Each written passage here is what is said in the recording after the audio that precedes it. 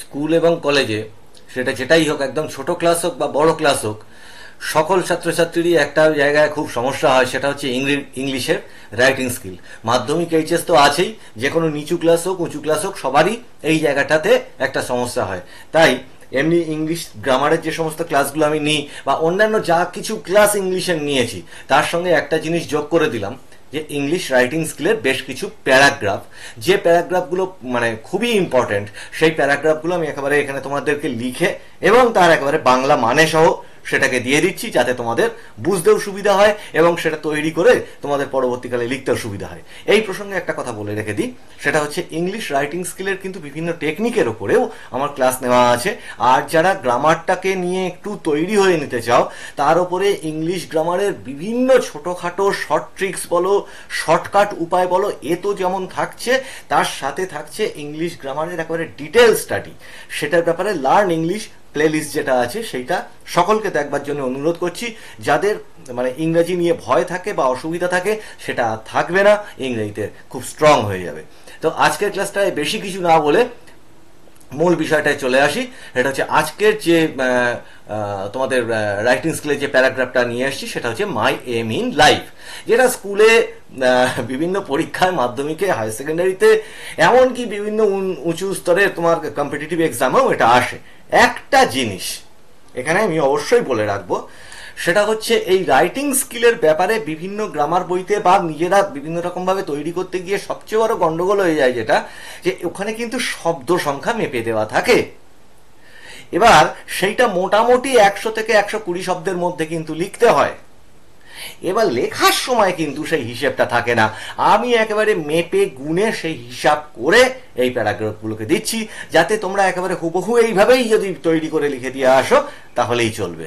ঠিক আছে? সঙ্গে তোমাদের বাংলা মানেই করে দিচ্ছি, যে প্রত্যেকটা লাইনের প্রত্যেকটা শব্দের বাংলা মানে করে দিচ্ছি। তাহলে আজকের প্যারাগ্রাফটা হচ্ছে মাই এম ইন লাইফ। তো পড়ে নি, পড়ে বুঝেও নি, এবং তোমরা পারলে সঙ্গে সঙ্গে ক্লাসটা হয়ে যাওয়ার পরে এটাকে লিখে নেবে খাতায়। আচ্ছা, দেখো কিভাবে শুরু হচ্ছে, একটু ঠিক করে নি এটা। My aim in life is to become a doctor. ঠিক আছে, আমি পুরোটা পড়ে দিই, তারপরে আবার বাংলা মানেটাও তলায় দেওয়া আছে। আচ্ছা, এমনি মানে করেই দিচ্ছি। আমার জীবনের লক্ষ্য হলো একজন ডাক্তার হওয়া। I dream of helping people and making A positive impact. আমার জীবনের স্বপ্ন হলো হেল্পিং পিপল, মানুষদেরকে সাহায্য করা, and making A positive impact, এবং একটা কি বলবো, পজিটিভ তোমার প্রভাব তৈরি করা, শুভ প্রভাব তৈরি করা বলা যেতে পারে, অন দেয়ার লাইফ, তাদের জীবনে। বিইং এ ডক্টর, একজন ডাক্তার হয়ে, ইজ মানে একটা ডাক্তার হওয়া, being a doctor is not just a profession. এটা ফর মি, আমার কাছে কিন্তু being a doctor is not just a profession for me. Doctor হওয়া শুধুমাত্র আমার কাছে একটা যে পেশা তাই না, ইটস মানে ইট ইজ এ কলিং। এটা আমার জীবনের একটা কি বলবো, আহ্বান, ডাক জীবনের। ঠিক আছে, বলতে পারো একটা জীবনের তাড়না, বলতে পারো জীবনের একটা মোটিভেশন বলতে পারো। ঠিক আছে, I believe in the power of healing. আমি সুস্থতা, মানে মানুষ সুস্থ থাকলে সব সময় ভালো থাকে, তা আমি তাতে বিশ্বাস করি এবং তার যে শক্তি সেইটাতে বিশ্বাস করি। I believe in the power of healing. Healing মানে হচ্ছে সুস্থ। ঠিক আছে, হিলিং মানে সুস্থতার শক্তির উপরে বিশ্বাস করি। অ্যান্ড ওয়ান্ট টু কন্ট্রিবিউট, এবং আমি আমার অবদান রাখতে চাই। কন্ট্রিবিউট মানে অবদান রাখা।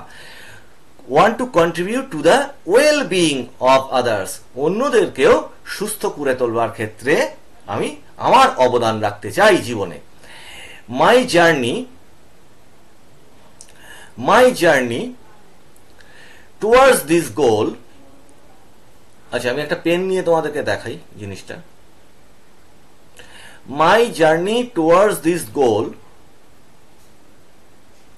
involves hard work. আমার এই যে যাত্রাটা, এই লক্ষ্যের পিছনে, এটা ইনভলভস কি, এর মধ্যে জড়িয়ে আছে হার্ড ওয়ার্ক, মানে কঠিন পরিশ্রম। ডেডিকেশন মানে হচ্ছে নিবেদন, অ্যান্ড এ প্যাশন, এবং একটা কি বলবো প্রফেশন। আর প্যাশন তোমার বলতে পারো ভালো লাগা, ঠিক আছে, ভালোবাসা, for learning about the human body, এবং মানুষের শরীর নিয়ে পড়াশুনো করবার প্রতি এই যে ভালোবাসা, তার সঙ্গে জড়িত তোমার কঠিন পরিশ্রম বা কঠোর পরিশ্রম এবং আত্মনিবেদন, ডেডিকেশন, ঠিক আছে, এই সবকটা জিনিস কিন্তু জড়িয়ে কিসের সঙ্গে? Learning about the human body, এই যে মানুষের শরীর নিয়ে পড়াশোনা করবার ক্ষেত্রে।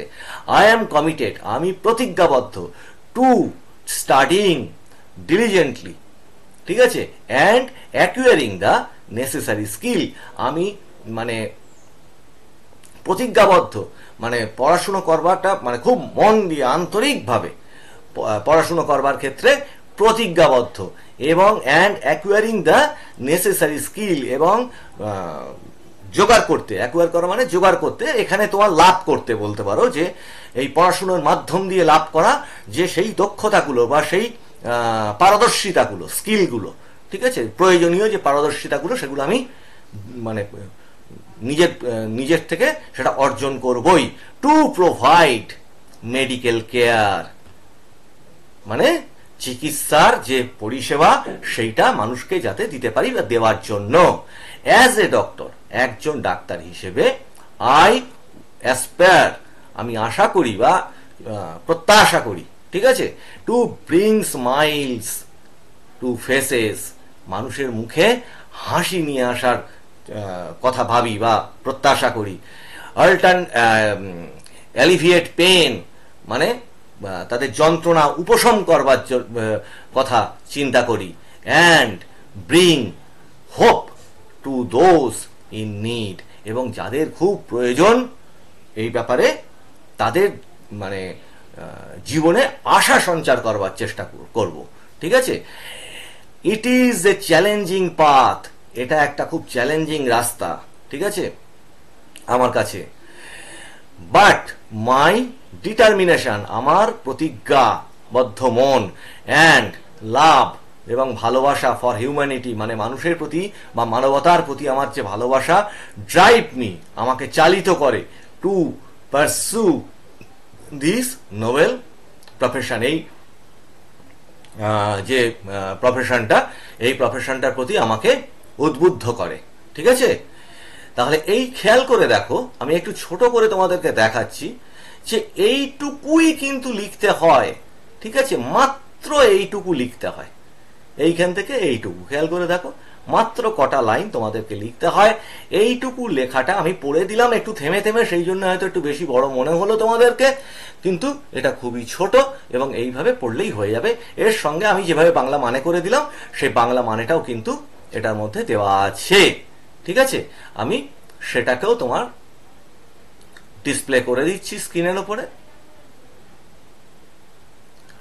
আর আমি চেষ্টা করছি এইটা পিডিএফ লিঙ্কটা ডেসক্রিপশনে দিয়ে দিচ্ছি, ঠিক আছে। তাহলে যারা তোমার ডেসক্রিপশন থেকে তোমরা এই পিডিএফ লিঙ্কটা নিয়ে একদম বাড়িতে বসে পড়তে পারবে। একদম ছোট ক্লাস থেকে একদম উঁচু ক্লাস পর্যন্ত সকলেরই কিন্তু এটা কাজে দেবে আশা করি। তাহলে এরকম আরো প্যারাগ্রাফ তোমাদের জন্য নিয়ে আসবো, তোমার নোটিশ আনবো, লেটার রাইটিং আনবো, সমস্ত কিছু কিন্তু তোমরা এর মধ্যেই পেয়ে যাবে। কাজেই তোমরা চ্যানেলটাকে সাবস্ক্রাইব করো, নতুন যারা ছাত্রছাত্রী এসেছো তারা একটু শেয়ার করো, সাবস্ক্রাইব করো, এবং তাদের জন্য শেয়ার করো যাদের কেউ পড়া দেখিয়ে দেওয়ার নেই। আমার চ্যানেলটা করার উদ্দেশ্যটাই ছিল সেইটা, ঠিক আছে। আর পুরনো নতুন সব ছাত্রছাত্রীকে বলছি, তোমাদের যে যে জায়গায় বুঝতে অসুবিধা হবে, যে যে জায়গায় তোমাদের আরো প্রয়োজন থাকবে, সেই জিনিসগুলো তোমরা আমাকে কমেন্ট করে জানাবে। আমি কমেন্টটা দেখি এবং কমেন্টের উপরে আমি আবার ক্লাস নিই, ঠিক আছে। তাহলে আজকের ক্লাসটা তোমাদেরকে কেমন লাগলো জানিও, এবং এই যে আগে বলে নিলাম যে আগের ক্লাসগুলো অবশ্যই প্রত্যেকে দেখো এবং সামনের ক্লাসের দিকে তোমরা নজর রাখো। আজকের ক্লাসে এই পর্যন্ত, দেখা হচ্ছে তোমাদের সঙ্গে আবার সামনের ক্লাসে।